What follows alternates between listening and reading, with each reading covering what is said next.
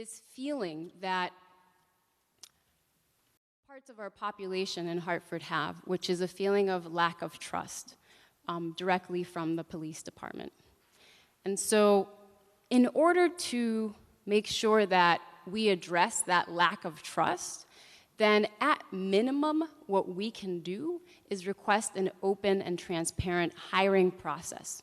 Now, we're not, Councilman Michtam and I are not saying that it has to be a national search. Certainly, we hear the community loud and clear when the community said, we have spent so much money in the past on national searches. That is not what we're saying. We're saying, can we at minimum have posted the job so that people could actually believe in it, that they could believe it is a just process, that it is a transparent process, that there is opportunity for others who are interested, who are already knowledgeable, working with the community, already in the Hartford Police Department, so that they can have an opportunity to apply for the job as well. And or other officers, and or any other law enforcement individuals who are interested in applying who are in the state of Connecticut. So we don't have to go that far. We have a lot of natural talent right here in our home in Hartford, and it's really about that. It's about having a transparent process. It's about having, because that transparent process is attached to trust.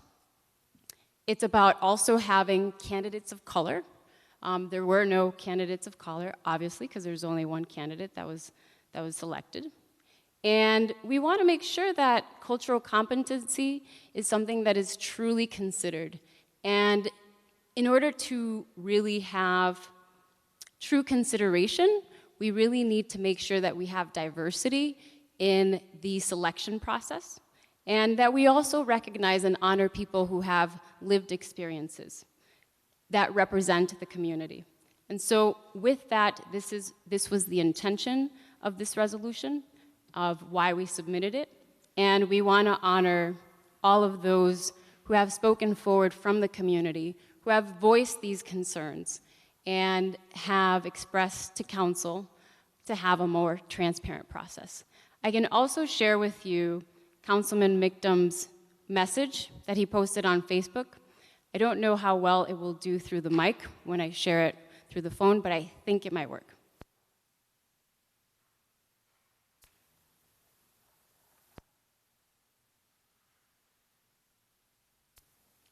Do one of you have it? Because I'm having. Oh, his message. Can you pull up his message on Facebook? Okay. It's only a minute long. His message, Councilman Michtam's message is only a minute long. So I just want to make sure if this works. If it doesn't, then that's all I had to say.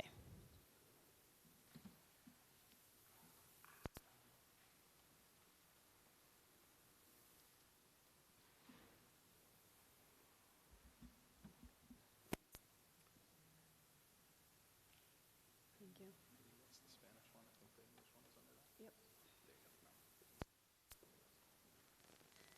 What's good, Hartford? It's Councilman Josh Michtam. I'm from Nebraska because I found out on Saturday my mother had cancer and I had to drive out here. She lives across the river in Iowa. But I'm not going to be at the committee meeting tonight where the Public Safety Committee is going to take up Councilwoman Bermudez as my resolution, so I wanted to say a few words about it. It's basically in relation to choosing police chiefs, not specifically Chief Doty, but in general. All we're asking is for the council to call on the to do a thorough search every time. That doesn't mean a nationwide search, but it means posting the job, it means making an effort to interview multiple candidates, and it means reporting that back to the council so the council has more information. Why is this important? Because the big problem we have in our city with the relationship between the people and the government is lack of trust. And that problem is greatest when we talk about the police, who in some sense have the most power over us.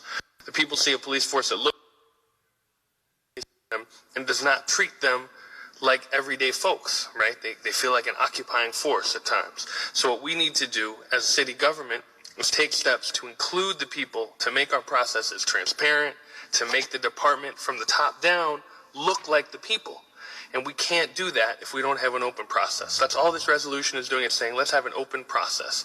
So I hope that the Public Safety Committee will vote it favorably back to council and that the council will adopt it. And maybe that will affect how things happen in the future when it's time to hire another police chief.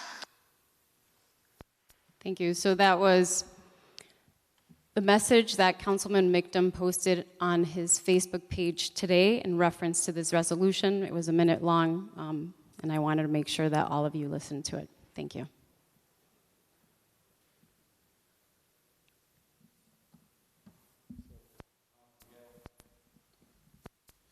Thank you, Mr. Chair. I'd like to just bring everybody sort of back to what the process is. You've heard some comments about process. We do have a process. The process is called the Charter. The Charter of the City of Hartford, as was amended by citizens of the City of Hartford in 2001, created a strong mayor form of government. And it was very specifically done so that the citizens of Hartford knew where the buck stopped. Prior to 2001, for those of us that were involved with politics, it had become somewhat confusing as to who was in charge of the city and who to hold accountable. And so in 2001, we made a very dramatic change. We created a strong mayor form of government, very specifically to say the buck stops at the mayor's office. If you don't like what's going on, there's who you blame. And as part of that, the mayor was then given the power to choose the mayor's cabinet, so to speak, to choose department heads, the fire chief, the police chief, the head of development services. Those, by charter, are mayoral appointments. And so the process that takes place is that the mayor appoints someone for each of these positions, and then council, also part of the charter, council approves or disapproves that appointment. So we do have a process, and that is the process. And I would like to just comment further to say that I don't believe that one size fits all is appropriate when we're talking about choosing leadership in the various departments of the City of Hartford. I've been around long enough in this city to have seen countless times when, and I'm going to speak very specifically about our Board of Education. Our Board of Education felt that it was very important many times that they do a search for a new superintendent, that they do sometimes a national search for a new superintendent. Now, certainly at times when the education system has been dysfunctional, searching and going outside the system to find somebody new, to bring in new ideas, can be extremely, extremely important. But there are other times when your education system is chugging along just fine, and every time somebody new comes in, they come in with a new program and a new regime, and they want to change it all up. And I can tell you, as a parent of school-age children, I spent probably 20 years with my kids in the school system. I now have grandchildren in the system. My wife and my sister work in the system. I've seen an incredible amount of chaos due to the changes at the top and due to frankly, the refusal of the Board of Education at times to simply take the leadership that was there, that was doing a good job, that had created good morale, and move that leadership to the top. In this particular case, with respect to the police chief, that's exactly what's happened. Our police department is a fine police department. It's chugging along just perfectly fine right now. Compared to other police forces around the country, we have been very blessed to have very few problems. We've got very good community relations. We've heard that as a council in countless public hearings and public meetings that we've had concerning Chief Thody. More importantly, though, Chief Thody has been serving as the chief of police for almost a year at this point. And so the rank and file have gotten to know him, the public has gotten to know him, and everyone has come forward indicating that they think that he's doing a very good job. Therefore, I certainly see no reason to change horses in the middle of the stream to do any kind of a search, and I would back the mayor's appointment of Chief Thody, and I'm assuming that when the mayor made the appointment, he was looking at some of the very same qualities and very same considerations that I've now enunciated. With that, Mr. Chairman, I'd like to make a motion to postpone this resolution at this time. Second. All in favor? Aye. Aye. Okay. All against? Abstain? Pass.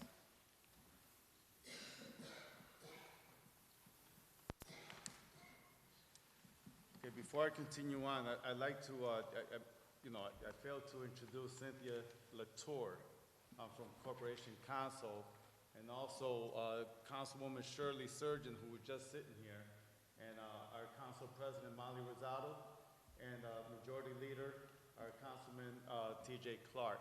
At this moment, Councilman Majority Leader T.J. Clark will be taking over. I have another meeting I have to go to that I must attend. And thank you, everyone, and have a good evening.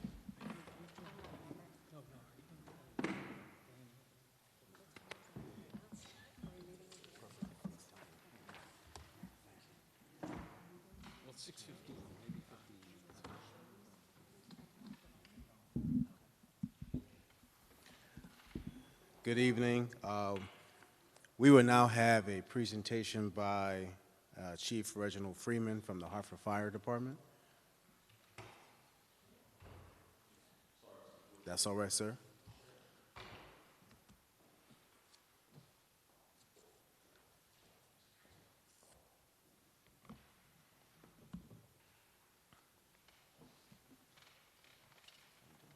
good, just back from Philadelphia. Oh, nice. 4 o'clock today. You took the train? No, Oh, you I wish drove? we drove. Oh, I had to go. The street for 3 days, just left it. Okay, I had to go there next month. Great city. Good evening, Chief. Good evening, Mr. Majority Leader. And see, Chief Barco has joined you as well, so go right ahead. Good evening, Mr. Majority Leader, Madam President, Mr. Councilman, Ms. Latour, Councilman Latour, and all those in attendance. My name is Reggie Freeman, Fire Chief, Hartford Fire Department. I'm joined to my right by the Assistant Chief of Operations, Rodney Barco. And it's our pleasure to present you our presentation for this month's Quality of Life Public Safety Subcommittee. I would like to first share the fire department's annual report that was emailed to all department heads as well as all members of the council and city leadership, which is also published on the city's website, as all of our annual reports have been published on the city's website dating back to the start of my administration back in 2016. And as you can see from the contents, your firefighters have worked extremely hard to continue to provide an exceptional service to the citizens of the city of Hartford. 2019 was our second busiest year on record. Our busiest year was 2018, where we responded to 30,469 calls for service. Last year, we responded to 29,532 calls for service. And again, that is with a very young department, so to speak, in comparison to years past. If you look at the average tenure or experience of the fire department just 7 years ago, it was 19 and a half years. Today, that average tenure on the job is 7.7 years of experience. So although we have gone through a significant transition, we've had a plethora of challenges from a resource standpoint, experience standpoint. Your firefighters have stepped up to the plate and done a remarkable job, not just last year, but undoubtedly at least at the minimum for the last 4 years. And I'm very proud of what they do on a daily basis. So I'm not sure if you had an opportunity to look through this prior to this meeting, but if you do have any questions, I'd be more than happy, myself and Chief Walker, to answer those questions at this time. And there are a few extras in the event that someone would like to copy. If I may, Mr. Majority. Yes.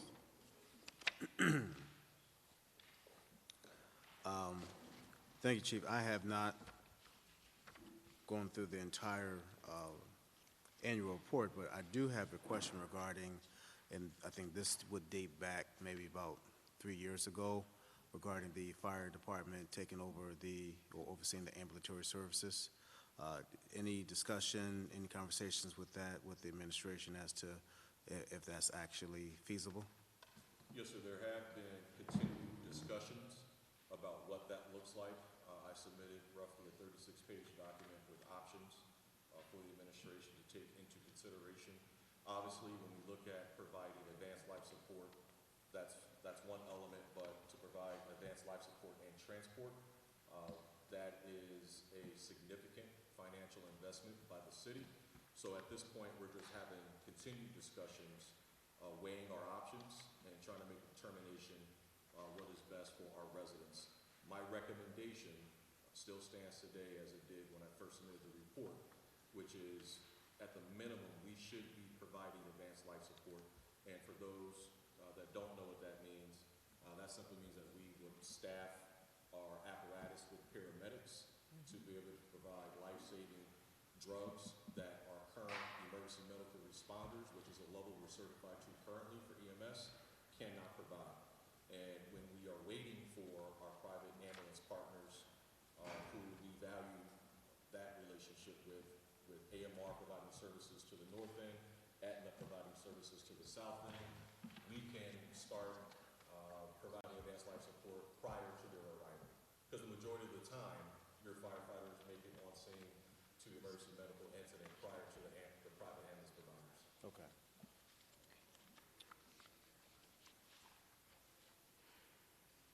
Any other questions? Recruiting classes, do you foresee any being put into this upcoming year's budget? I'm sorry, I had a question. And because I'm reading and I'm trying to listen to the chief. So what you just stated right now with, oh, sure. Yeah, and Chief, sorry, I have to. I do too, and that's why I want to ask this. Where are you right now? At what point of stage are you with having the firefighters trained to provide those services? Right now, we have not done anything. Oh. The city. Okay. That's one of there's 3 options on the table. One of the options, the most preferable, is to train a certain percentage of our firefighters to paramedic. They would be able to get that training from Capital Community College, but that will take investment from the city to not only pay for the courses at Capital Community College, but then also backfill their positions with overtime for those firefighters who are in the class. Okay. And do you have an ETA on when do you think you're going to bring that forward? No, ma'am. That decision is going to have to be made by the administration as part of the review process for this strategic initiative. Okay, thank you.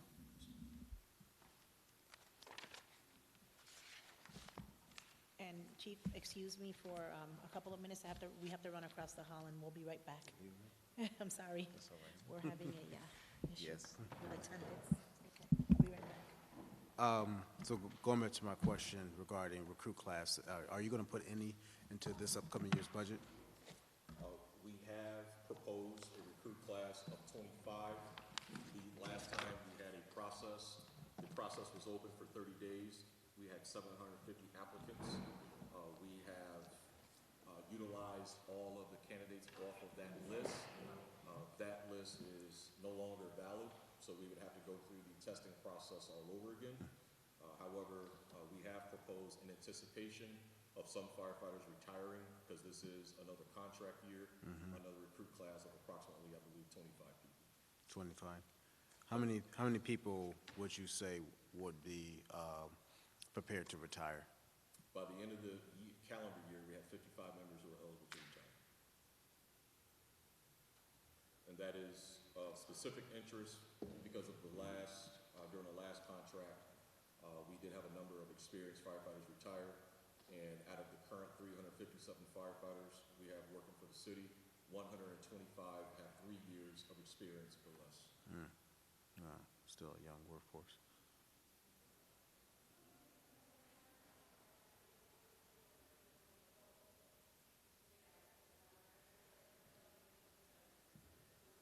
Okay. Right. Thank you. I will read through this. You got the Yes, sir. report? Do I have the regular presentation?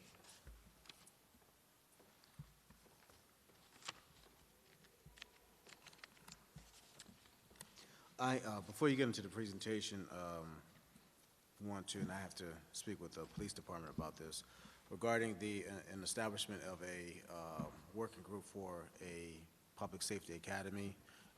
If you remember, I think I put this in last year during the budget process, where we can get a working group together to discuss how do we actually create a pipeline from our education school system to the city departments to create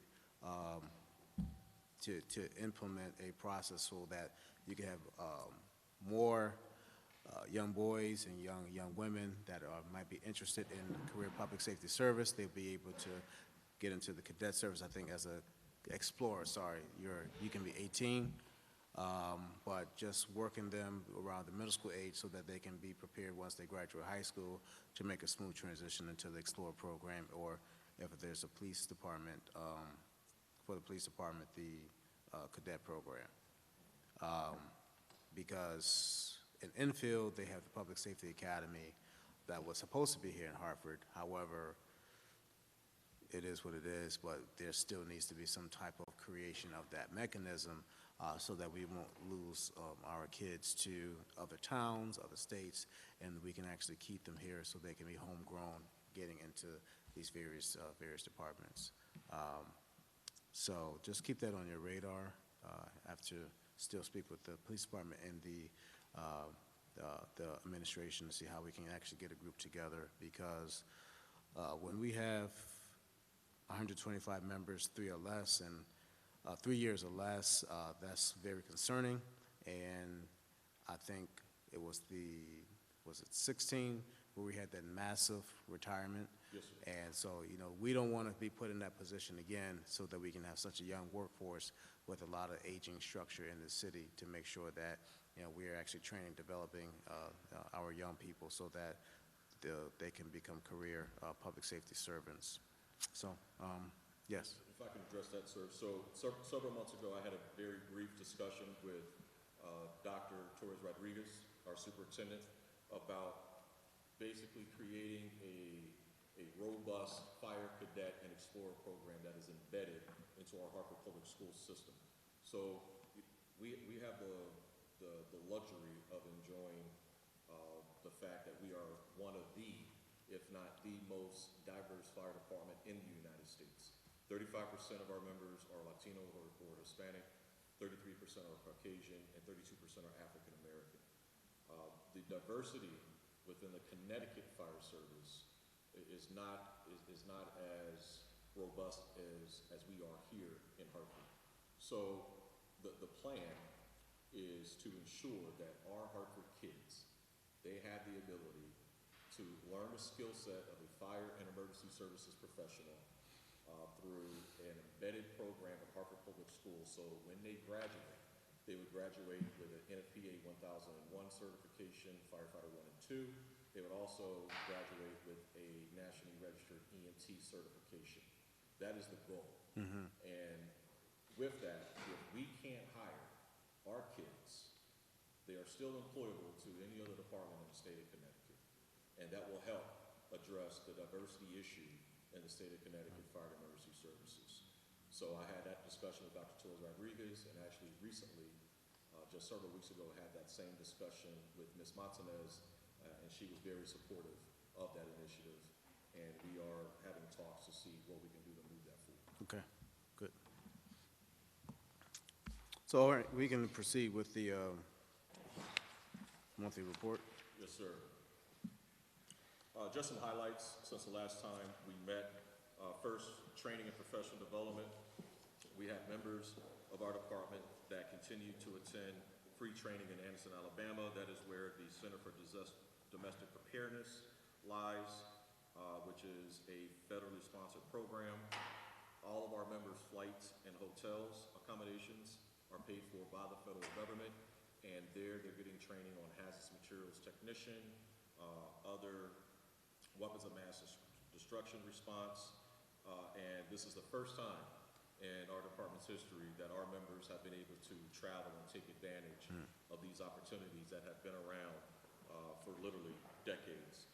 So the feedback from our members have been great. They're actually bringing back different ideas to make our department better, make our programs better. So we're very appreciative of the partnership that we have with the federal government for this free training. How many members from the fire department? So far, we've had roughly 22, 24 members participate. Yeah, it's about 23, and then we have 4 or 5 participating in various aspects of the hazardous material field, such as evidence collection and investigation. Okay.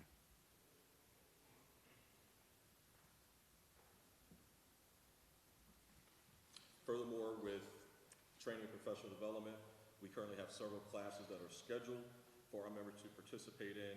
These classes include, but are not limited to, juvenile fire setter program, pump operator, which is the operation of the pumps, our engines, as well as elevator rescue technician. These classes, the two latter, pump operator and elevator rescue technician, are critically important because, again, going back to the number of members who retired, that institutional knowledge left with them. These are critical tasks that have to be accomplished on a daily basis. So to make up for that knowledge gap, we are offering these programs amongst many other training programs to ensure that your firefighters are being able to respond in an adequate and efficient manner.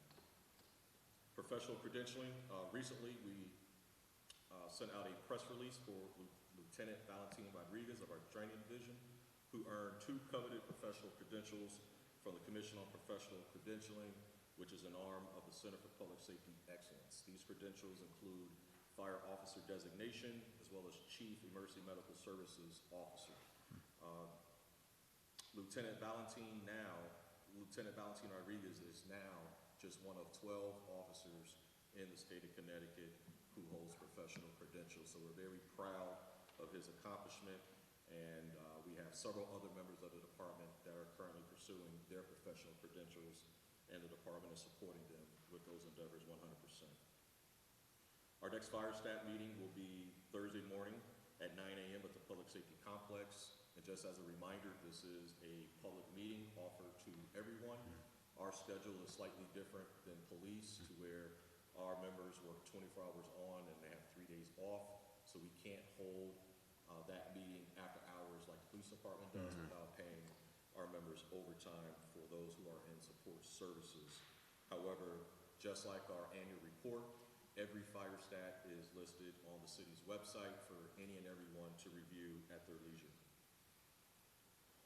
We've also, this past January, we've had several opportunities to continue to assist fellow brother and sister firefighters throughout New England. And what's not listed on here is the visit from Chief Dyer of the Navy Fire and Emergency Services Submarine Base in Groton, and Chief Jeffrey Mark from New London, who attended our fire stat meeting, which was our annual review back in January.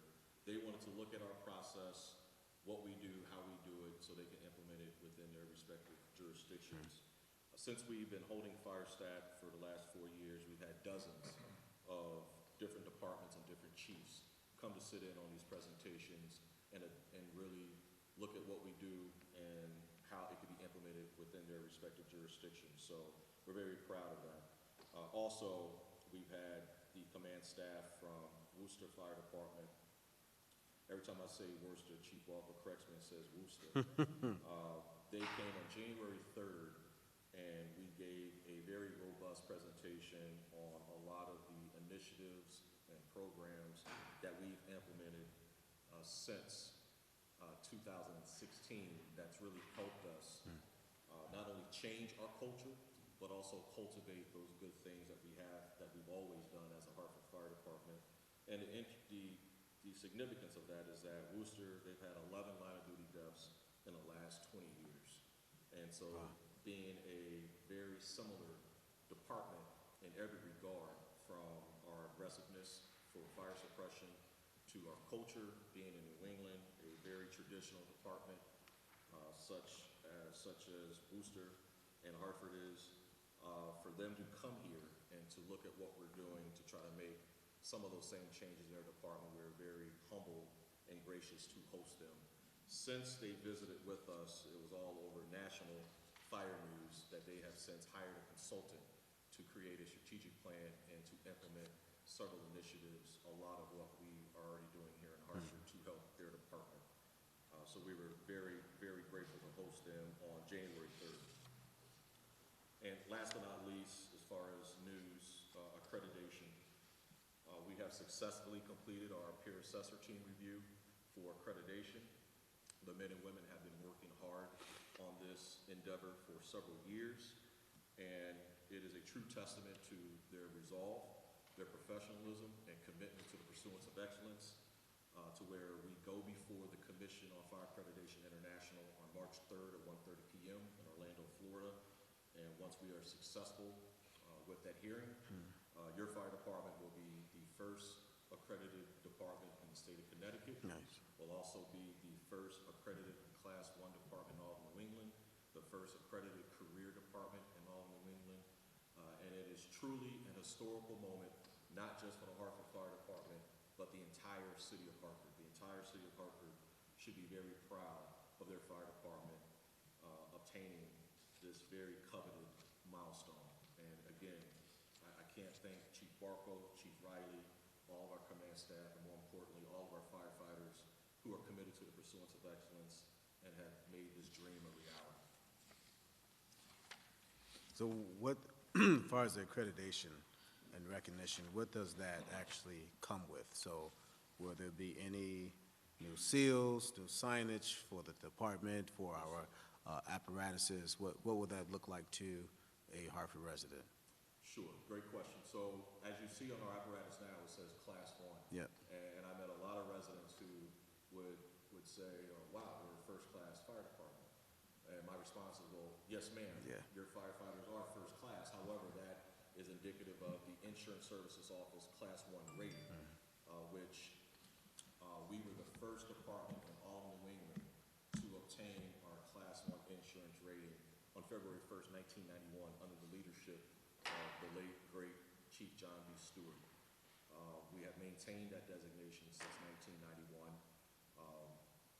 And so that's significant because if we were to lose our Class 1 designation and drop to a Class 2, all the insurance premiums for all of our residents that are homeowners or property owners would go up 19%.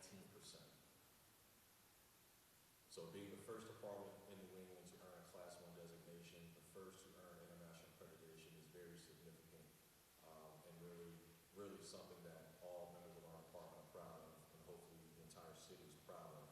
With the new accreditation, you will see the Commission on Fire Accreditation International accredited logo on the apparatus, just like you see the Class 1.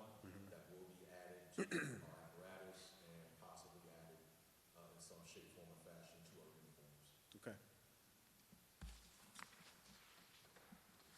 Going into the quantitative data, as you can see for our citywide response for fires, your department continues to perform exceptionally well with the national standard in the 1710, with the first arriving apparatus arriving on scene in 6 minutes and 20 seconds, 90% of the time.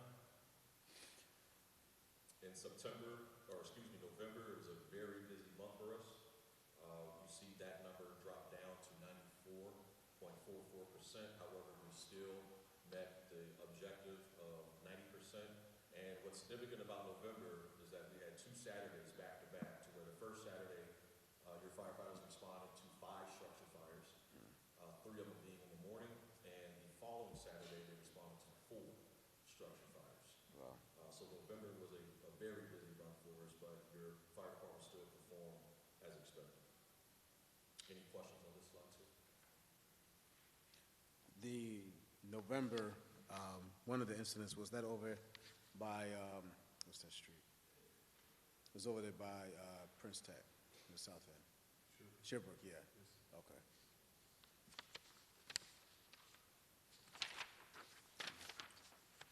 Next slide is our citywide EMS response. The goal is 90%. And as we've discussed before, as you can see, the statistics are, you know, hovering around, say, 80%. Last month, we were able to obtain 81.55% compliance with our 90% goal of getting on scene 5 minutes or less for EMS. And although we are not obtaining that 90% objective as far as getting the first arriving unit on scene 5 minutes or less, your firefighters compared to other departments nationwide are still performing exceptionally well. So, However, our goal is still to meet that 90%. so something like this, how do you actually prep those that are in the houses to meet that goal of 90%, get there by within 5 minutes or less? What type of preparation do they need to go through? Or retraining, for that matter? It's a consistent reiteration of expectations. And, you know, firefighters, you know, when the tones go off and comes over the PA system that is a working structure fire, as you can see, the numbers speak for themselves. Yep. We continue to reiterate the importance of getting out of the house in a safe and timely manner for all calls for service. So our mission is to consistently reiterate the expectation is that regardless if it's a fire, a rescue, or EMS call, that we're going to get out of the house in an expeditious safe manner. Okay. Anything to add to that, Chief? Okay. Yeah, I'm in the head. Next, sir, taking a look at Fire Marshal's office. As you can see, your fire marshals in the month of January, they conducted 309 inspections for a total of 570 hours with 395 different activities. The Fire Marshal's office is approved to be staffed at a level of 1 deputy fire chief, 2 captains, and 12 lieutenants. However, due to injuries and then 1 vacancy, the consistent number of fire marshal's office hovers around 6 fire marshals. So that is something that is, for the most part, out of our control, whether it be with injuries or lost time. However, you can see with those members who are reporting for duty that they are very productive.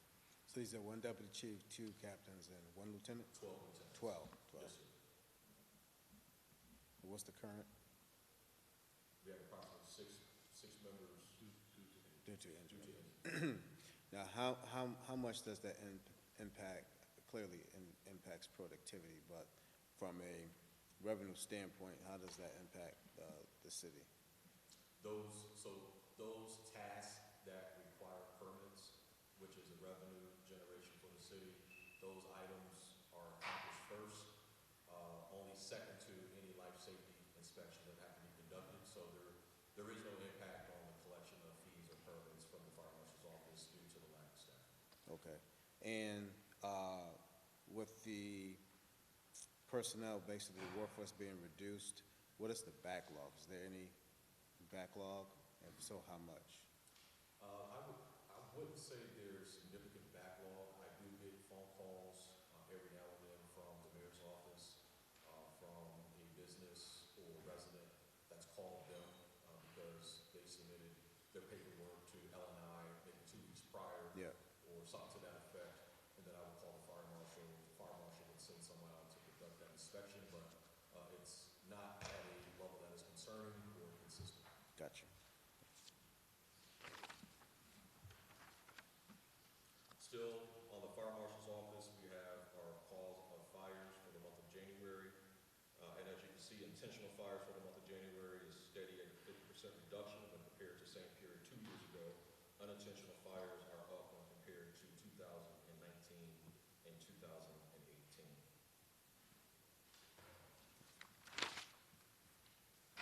Transitioning into our special services unit, our public fire life safety educators, they delivered 32 different public education classes for a total of 64 and a half hours.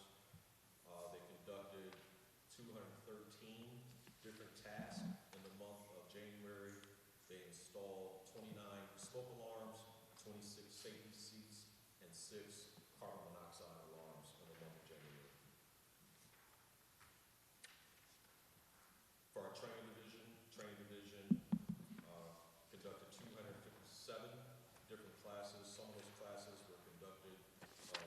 course, by the company officers from the firehouses. They had a total of 132 separate activities for the month of January. Our fire alarm communications technology division, they conducted 1,206 traffic inquiries, which is going to include not only the traffic signals, but also our walk signs. In most jurisdictions, that is handled by Public Works. However, for decades, that's been handled by the fire department via the fire alarm communications technology division. What's the typical response time to once it's reported? So, because I can pretty much gather the fact that a lot of the blinking red lights or blinking yellow lights or outage of lights aren't reported in a timely manner, but for those that are reported, what's the response time from the fire alarm communications department? It's a very good response time. So we get a monthly report from Ms. Janice Castle, our Director of Community Engagement, who manages our 311 for the city. And if you were to look at those reports, anytime you see the outstanding tickets for the city per department, the fire department, that number is always zero. So our members in the FACT division are very responsive, whether I get a phone call from yourself or another council member, a citizen, my wife texts me and gives me locations of traffic signals that are blinking red or blinking yellow. They are very, very responsive to going out and addressing those issues. How long is the typical job require? How many hours or minutes, for that matter, does it take to get the light back to functionality? So it depends on what the issue is. So if we had a storm, an example, the members would possibly just have to go out and reset the system. That would take approximately 15 minutes. If we have a traffic accident, which 3 years ago I asked for an additional $60,000 just to be able to buy 3 traffic cabinets to be in storage in the event that the cabinets are hit during a motor vehicle accident. And thankfully, we got approved for that money because we use every bit of those cabinets on an annual basis. And for those who don't know, the traffic cabinets, if you look at an intersection and you see a gray metal box Yeah. that's approximately 3 foot by 2 foot, that is the brains, if you will, of the intersection that controls the traffic signals. And that is a $20,000 to $22,000 piece of equipment. And it takes 45 days from the time you order the cabinet to get it in. Wow. So taking all of that into consideration as we had planned for our budget and talking to the division heads about what their needs were, our Superintendent Henry, said she could be nice if we had some cabinets in reserve so we don't have to wait a significant amount of time to get the intersections back up and running, which is an obvious safety issue to our citizens and our community. So that is not a problem because we do have the funding, and that process in itself, changing the traffic cabinet, that could take anywhere from 24 to 72 hours Wow. with all the equipment on hand. Okay. Sometimes they have to go into the ground, take wires out of the ground, and rewire those appropriately. But once we have it, the key is having them on hand so that we can do the job. Okay. And at this point, I'll turn it over to Chief Barco to go over our emergency response area as a chief operations. So as you can see, in January 2020, for our EMS incidents, we had a total number of 1,835 calls for service. If you look at the map, you'll see it's cordoned off by neighborhoods, NRGs, and the number inside the box correlates to how many calls for service that we had in that neighborhood. So usually when we do our 5-step, we focus on the neighborhoods that have the highest amount of calls. So being that like Asylum Hill had 196 calls for service, Northeast 186 calls for service. If you look at the columns to the right, 321 is an EMS call excluding vehicle accidents or injuries, and we had a total of 1,166 of those calls for service. Looking down at the bottom, you'll see who the data was created by, what software was used, and the number that says not geocoded, does it just generally, the cause was so close in between neighborhoods, you couldn't pull it out. So that's what that number denotes. Any questions? What drives the calls for service? So I'm looking at Asylum Hill, Frog Hollow. Thank you. Berry Square. What are the driving factors? So in each neighborhood, it's, if you look at, it's usually population density, it could be income factors would play into a part of how many calls for service that we get, Okay. depending on which neighborhood we are. And just to add on to what Chief Barker said is absolutely correct. A lot of our calls, Mr. Majority Leader, are driven by social economics. So as Chief Barker stated, population density, the percentage of citizens living below poverty level, the number of single parent households, all of those factors play into what type of responses we go to and where we go to. So with that, because we have a community risk assessment tool, we can drill down to a specific neighborhood from the data that tells us where we're most likely going to have an incident. Okay. So we've successfully done that 3 times already on the fire side. By the end of this calendar year, we're going to do the same thing for EMS in partnership with the Director of Health and Human Services, Ms. Leonie Arroyo, to knock on doors, to give out literature on different aspects of our different types of EMS calls, to include high blood pressure, awareness, stroke, smoking cessation, etc. Okay. So moving on to rescue calls for January, as you can see, downtown Frog Hollow had the most calls for service. Removal from stalled elevators with a count of 16 for the month of January, and 511, which is lockouts, we had a total number of 7 for the month of January. What's the lockout? Locked out of your door, in your Locked house? out of your apartment, Okay. locked out of your car. Okay.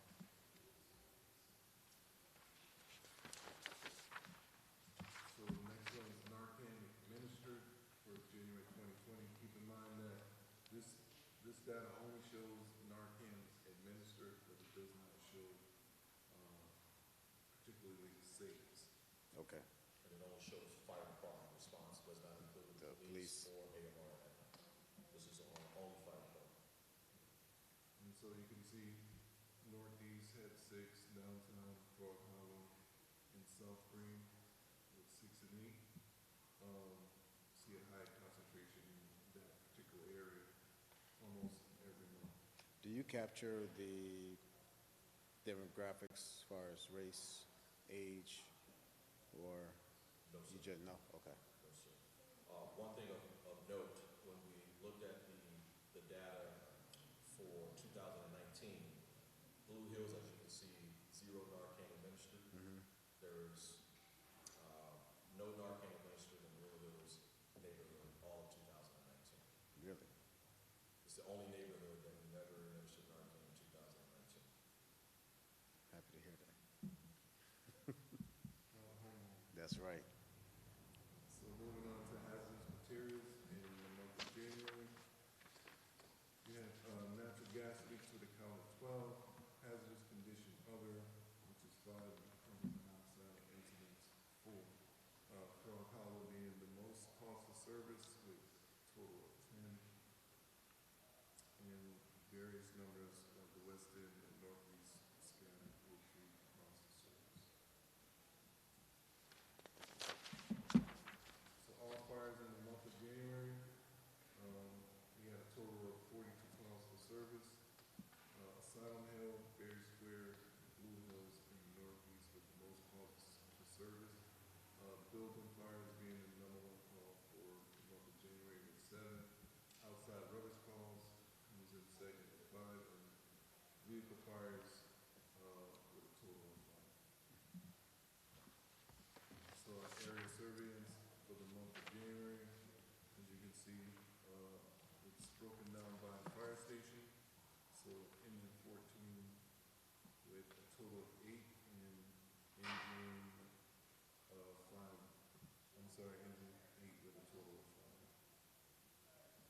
So those are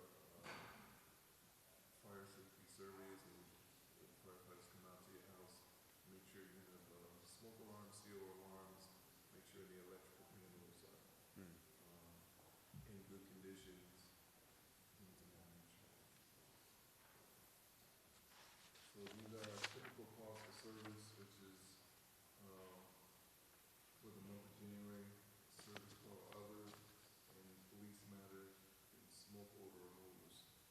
Things of those types, you can see Northeast, Upper Albany, and Asylum Hill with the most calls for service, and Berry Square with 31. For the month of January, we had a total of 302 calls for service.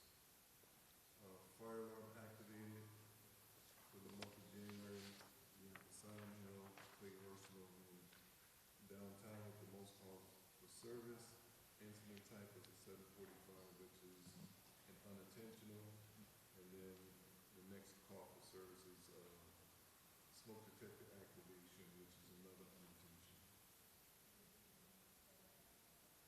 So for the month of January, I had a total of 202 calls for service.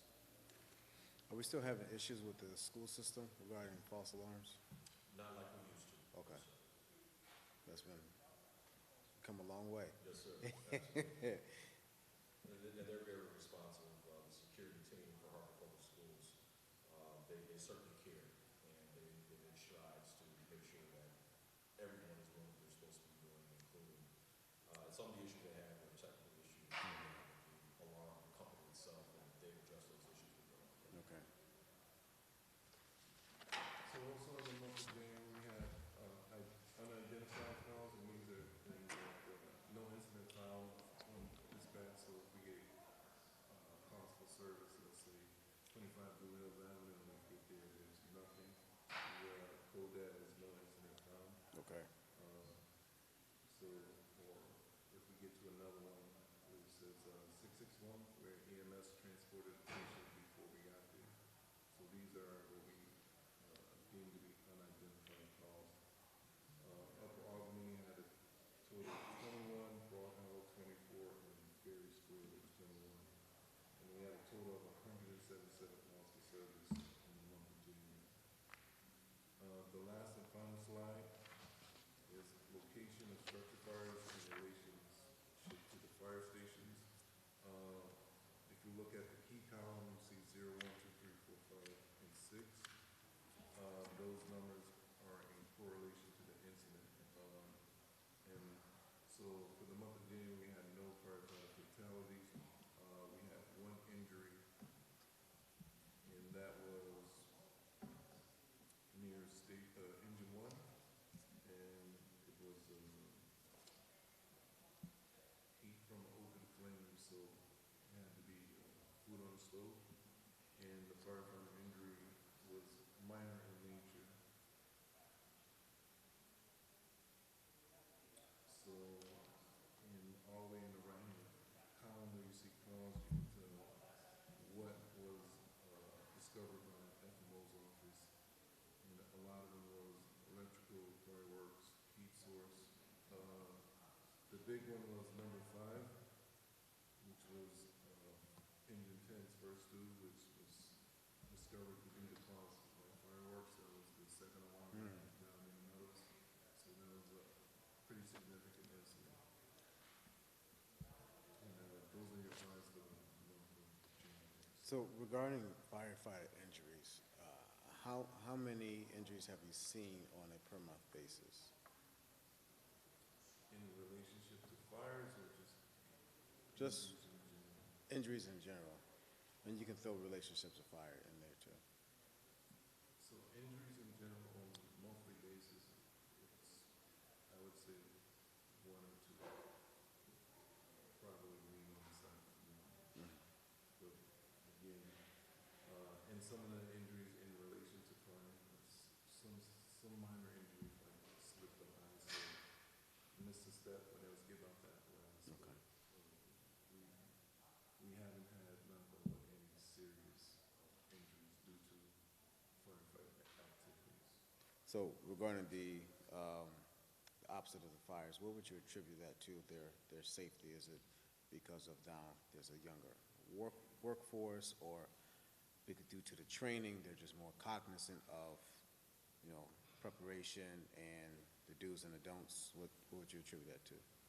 I'd say that there's certainly, if you recall, when we first started the recruiting process, I came to you and said, Mr. President, just know that everyone's not going to graduate. Yep. And we ran 4 very strict academies and hired 125 exceptional men and women. And we ensured that they understood what the expectations were, starting with professionalism and accountability, starting with themselves. So I think it's really a combination of communication and expectations, them taking pride in wearing the uniform of the Hartford Fire Department, and then, of course, the senior members that are coaching and mentoring them, telling them and showing them and coaching them on how to do things right. Okay. Trying to wait for Chief Doty. He said he was on his way. Any questions for me? Yeah, I'm trying to stretch it out. Can we get some more money? We can talk about that. What's your, so speaking of regarding budget, have you submitted your business case scenarios yet? The only business case we had, Mr. Councilman, was the recruit costs. Okay. We understand the city's financial situation. The city has given the fire department everything that is needed to ensure that we are enjoying the successes that we are enjoying today. However, at the same time, we understand that we have a responsibility to our citizens to only ask for those things that we need. And right now, that only ask for this fiscal year is the recruit class. We continue to have professional training that's administered by third parties as well as members of our training division to ensure that our young firefighters are getting the training, education, certification that they need to continue to be successful. 3, 4, 5 years from now, we're going to have a department that, traditionally speaking, are going to have younger members as firefighters as well as officers, but they're going to have a plethora of experience underneath their belt. So my first 2 years, I did not sleep at all because I was so concerned about the safety on the fire ground because of all the experience that we lost. Yeah.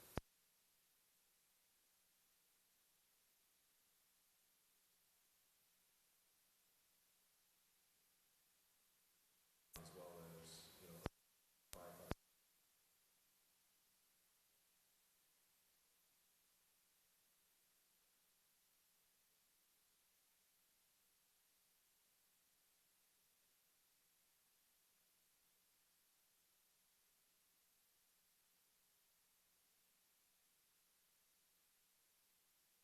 Is your time? Yes. Few more minutes, so we can start on time for public hearing. All right. Have a good night. And last but not least, we have our interim chief of police, Chief Doty.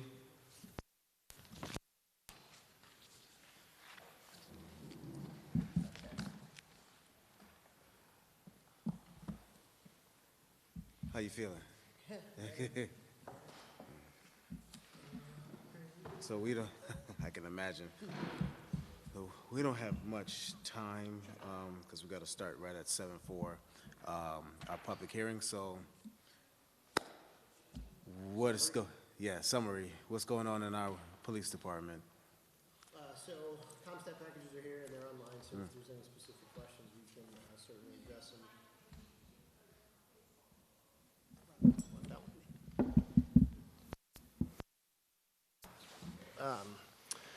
So the crime summaries are in the ComStat package. A couple things of highlight.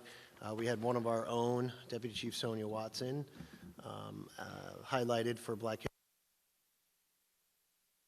She's in here, nice little bio. I don't know who that guy is, but. So I got some copies for folks if they want to see them.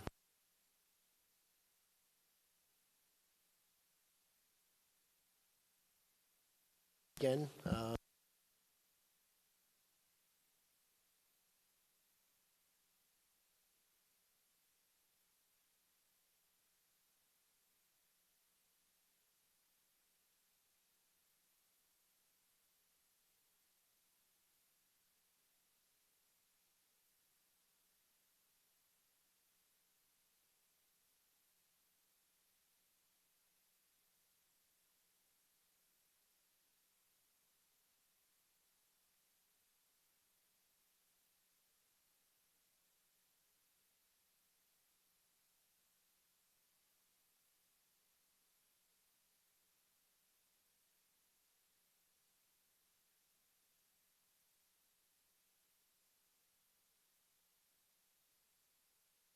And a lot being a victim of our successes from the previous years.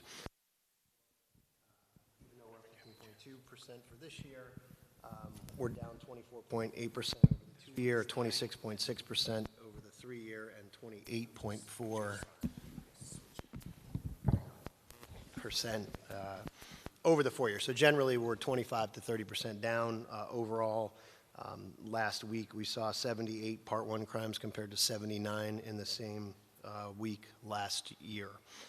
So some of the numbers that we're paying attention to is the auto thefts being up 60%. We've seen a spike in that.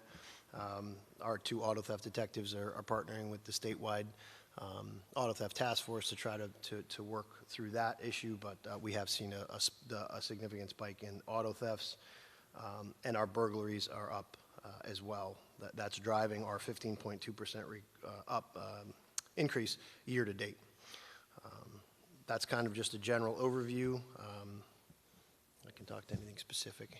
I have a quick question, and we can talk more in depth later on. So in wake of over the weekend's issues at Majestic, nightclubs have to get a license by LNI, correct? Yes. To open up as a night establishment. So would there be any type of support if the council would to put an ordinance in actually creating, see ICE elevated, requiring nightclub establishments, those that actually receive permits from the city, to have mandatory wand detectors? Yeah, I mean, that's one. Yeah. So that's one thing that we can do, but there's a few other things that I'd like to talk about. So one thing, we met with Liquor Control today, and Majestic's liquor license has been suspended indefinitely effective today. So we are, and these are things that we've had conversations about. Majestic had some challenges back in October that we went through with management, and these are things that we try to stay on top of. But getting a definitive, solid action like suspending of liquor license indefinitely usually takes something significant to happen, like happened over the weekend. But I think that there's some ordinance issues that we can address that deal with this kind of nightclub activity. For example, the food trucks that linger out there until 2, 3 in the morning, and people congregate to. We do see a lot of issues there, and outside is even more difficult to control than inside. Metal detectors, I mean, certainly would be great.